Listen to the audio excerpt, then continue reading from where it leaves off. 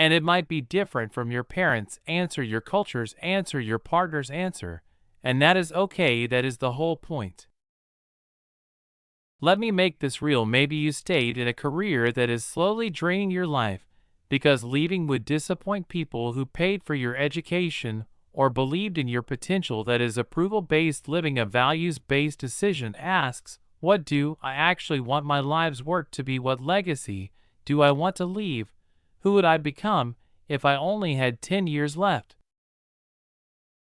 Maybe you are in a relationship that looks perfect on the outside but feels empty on the inside. Approval-based thinking says stay. Do not be the one who ruins a good thing. Values-based thinking asks, do I feel loved here? Do I feel seen?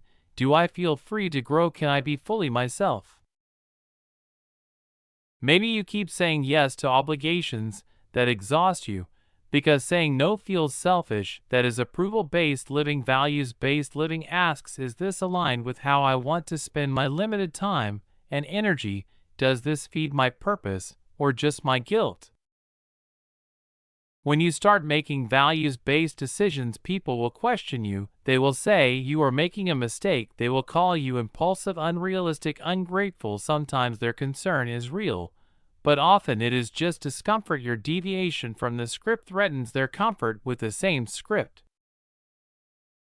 You can listen, you can consider their perspective, but in the end you are the one who has to live with your choices, not them. And you cannot keep choosing against your own core just to keep others comfortable. Values-based living also means you will make unpopular choices. You will turn down opportunities that look impressive but feel wrong. You will end relationships that seem fine but are not fulfilling. You will disappoint people who had different plans for your life, and yes, that is part of the cost. But the alternative is far worse, living someone else's version of a good life while your own life quietly passes you by. Here is the freedom. When you choose based on values, you stop second-guessing yourself. You stop lying awake replaying decisions in your head, because even if it is hard, even if it does not turn out how you hoped, you know it was true to who you are, and that alignment brings a kind of peace that approval never can. If this resonates with you, remind yourself, I choose values over approval. Now, number 5, you get comfortable standing alone. There will come a moment when your truth isolates you, when the path you know you must take separates completely from the path everyone around you is walking, when your growth requires you to outgrow relationships, environments, and versions of yourself that others still depend on. And in that moment, you will have to choose, do I shrink back to belong, or do I stand alone in my truth? Part of living fully is accepting that your journey is yours alone. No one else can walk it for you. No one else can validate it for you. You have to become your own authority. Most people never develop this capacity. They wait for consensus. They wait for someone else to go first. They wait for proof that it is safe before they move. And so they stay stuck waiting for permission that never comes. But when you start thinking for yourself, something powerful happens. You realize the crowd is not always right. Popularity does not equal truth, and just because everyone is moving in one direction does not mean that is where you are meant to go. And slowly you become comfortable with that. You become comfortable being the only one who sees what you see, the only one who values what you value, the only one willing to walk a path that has not been walked before. This is the work we talk about here on Stoicism Breath, not becoming isolated, not rejecting connection, but becoming strong enough inside that you no longer need permission to live your truth. It does not mean you become arrogant or isolated by choice. It means you stop needing everyone to agree with you in order to trust yourself. You can love people who do not understand your choices. You can receive advice and still decide differently. You can be part of a community without absorbing every belief, but you must be willing to stand alone when it matters. And that is the part most people struggle with. because standing alone is uncomfortable. It brings up childhood wounds about not being chosen, teenage fears of being different, adult anxiety about being left behind. But here is what standing alone teaches you, shared here on Stoicism Breath. You are enough, just you, without validation, without applause, without cheerleaders, you and your truth, making choices aligned with your soul. That is enough. You also discover who your real people are. Some people only want you when you are easy, when you agree, when you do not challenge them to look at their own lives. But the people who truly care will respect your path even when they do not understand it. Standing alone also sharpens your judgment. When you always move with the crowd, you never build strong decision-making muscles. But when the choice is entirely yours, you learn to trust your instincts, you learn to read situations, you learn to feel in your body what is right for you. And over time, something beautiful happens. You stop feeling lonely in your solitude. You start feeling free because you are no longer performing. You are no longer twisting yourself to fit. You are simply being fully and unapologetically yourself. And from that place, the right people, aligned opportunities, and real connections begin to find you in your authenticity, in your quiet strength. If you are willing to stand alone for what is right, remind yourself, I stand firm in my truth. Now, number 6, you learn to control your emotional responses. Most people live like emotional puppets. Something happens, and they react. Someone speaks, and they explode. A memory surfaces, and they spiral. They believe emotions control them. They believe feelings are facts. They believe that if they feel it, they must act on it. But when you start thinking for yourself, you realize something powerful. You are not your emotions, you are the one experiencing them.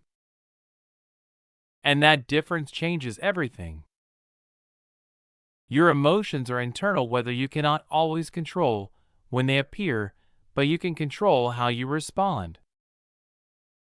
This realization is life-changing because for years you were told to follow your heart and trust your feelings, but feelings are shaped by old wounds, unmet needs, distorted perceptions, and chemical reactions in your brain. They are useful signals, but they are not absolute truth. When you learn to observe your emotions instead of obeying them, you become unshakable. Someone insults you, instead of collapsing or attacking, you pause, you notice the anger rising, you feel the hurt underneath it. And then you choose your response. Maybe you speak calmly, maybe you walk away, maybe you realize it says more about them than about you, and you let it pass. That is power, real power, not the power to control others, but the power to control yourself. And here is what most people miss: emotional mastery is not suppression, it is awareness, it is breathing through discomfort, it is creating space between stimulus and response. It is choosing who you become in every moment. And that is how you reclaim your life. It is not about pretending you do not feel what you feel or forcing yourself to stay positive while you are breaking inside. That kind of fake positivity only disconnects you from your real healing. True emotional control is something much deeper. It is about creating space between what happens and how you respond. It is about allowing yourself to feel the full weight of an emotion, recognizing it, understanding where it comes from, and then choosing what to do next. You feel anger, good, feel it in your body, let it move through you. But do not let it make your decisions. Do not send that message. Do not burn that bridge. Do not destroy something you worked hard to build just because you are hurting. You feel fear, acknowledge it, ask what it is trying to protect you from. Sometimes fear is warning you about real danger, other times it is just old trauma replaying itself. Your job is to tell the difference, and then move forward anyway with awareness, not control. You feel sadness, let yourself grieve, let yourself cry, let yourself sit in the heaviness. But do not let that sadness convince you that nothing will ever get better. Do not let today's pain write the story of your entire future. This level of emotional mastery changes everything. Your relationships improve because you are no longer reacting from wounds, you are responding from wisdom. You stop punishing people for triggering you and start taking responsibility for your own healing. Your decisions improve because you are not making them in emotional extremes. You are not quitting your job in rage. You are not making promises in emotional highs. You are not avoiding hard conversations because of fear. You wait for clarity, groundedness, alignment.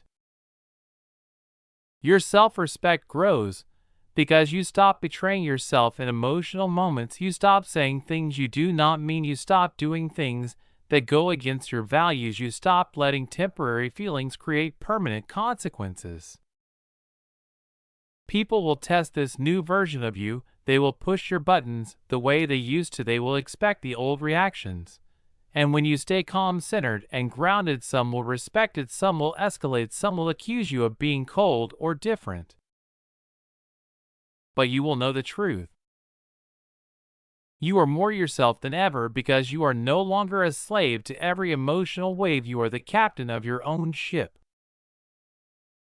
And that is freedom. If you are stepping into this, remind yourself, I feel deeply, and I choose wisely. Now, number 7, you redefine success on your own terms. Society hands you a very specific image of success: the title, the income, the house, the relationship status, the milestones you are supposed to reach by certain ages. And if you do not hit them, you are told you are falling behind, wasting your potential. But when you start thinking for yourself, something radical happens. You realize you do not have to buy what they are selling. Real success is not about accumulation, it is about alignment. It is about building a life that feels right to you, not one that just looks good to others. Most people are chasing a version of success they do not even want. They want the corner office to prove something. They want the luxury car to signal something. They want the perfect family photo to perform something. But inside they feel tired, empty, disconnected, wondering why achievement does not feel the way they imagined. That is because they are climbing a ladder leaning against the wrong wall. Here on Stoicism Breath, we remind you success is not measured by what you own, it is measured by how at peace you are with who you are. It is waking up without dread, it is doing work that matters to you, it is having relationships that feel real, it is having time for your body, your mind, your soul. True success is living in alignment with your values, your health, and your truth. And once you define that for yourself, no one can take it away.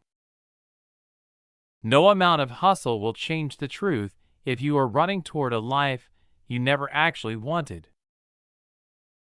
When you redefine success on your own terms, something powerful happens. You stop competing in games you never signed up for. You stop comparing yourself to people who have completely different values, resources, and definitions of fulfillment. You begin asking the real questions. What does success mean to me? Not to my parents, not to my industry, not to strangers online, to me. What kind of life do I want to wake up in? What kind of work do I want to do? What kind of relationships do I want to nurture? What kind of person do I want to become? And your answers might surprise you. Maybe success for you is not a six-figure income. Maybe it is freedom, time, peace. Maybe it is creating something meaningful, even if it never makes you rich. Maybe it is deep relationships instead of wide networks. Maybe it is adventure instead of stability. There is no universal definition of success. Pretending there is keeps you trapped in someone else's dream, while your own life quietly passes you by. Redefining success also means letting go of timelines. Society tells you when you should graduate, when you should marry, when you should have kids, when you should retire, but your life is not a script. You are allowed to be a late bloomer. You are allowed to change careers at 40. You are allowed to start over at 50. You are allowed to grow slowly instead of chasing rapid results. You are allowed to choose depth over speed. And when you redefine success, you also redefine failure. Failure is often just not meeting someone else's expectations. But if those standards are not yours, then their version of failure is meaningless. You did not get the promotion, maybe the job was draining your soul, and this is life redirecting you. Your business did not explode overnight, maybe slow, sustainable growth aligns better with your values. Your life does not look like there's good it is not supposed to. Here is the uncomfortable truth. When you redefine success, people will judge you. They will say you are not ambitious enough, not serious enough, wasting your potential. Your family may not understand why you left stability for uncertainty. Your peers may not get why you are not chasing the same goals. Strangers may look at your life and think you are playing small. Let them. Your success is not a performance for their validation. It is a private alignment between your values and your reality. And only you can measure that. The freedom in this is unmatched.